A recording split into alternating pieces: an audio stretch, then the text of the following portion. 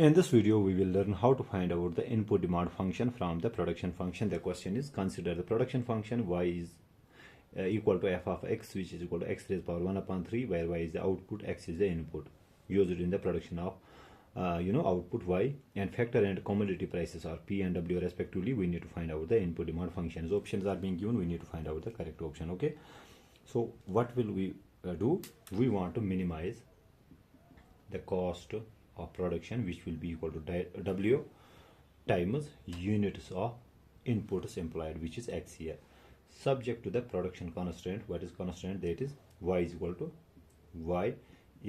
x raised power 1 upon 3. Now what will we do here? We solve it for x. That means x raised power 1 upon 3 will be equal to y, which implies x will be equal to y cube. Okay, then our total cost will be equal to so we have W times X is y cube. This is our total cost. Okay, now we also need to find out the total revenue. What is total revenue? Price of output times units of output produced. Okay, now what is profit? Profit is simply total revenue minus total cost. So profit will be equal to total revenue is P times Y minus total cost is W times Y cube.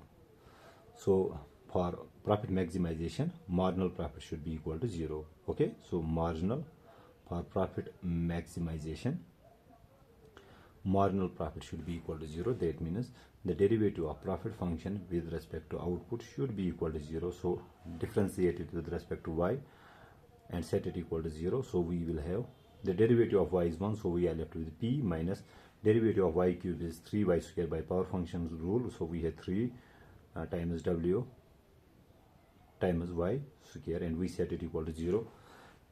We can write it like this: 3 times w y square is equal to p. Okay, or y square is equal to p upon 3w, which implies, now we know that y is equal to, so y square, y is equal to x cube. Okay, y is equal to x raised power 1 upon 3. So in place of y, can we write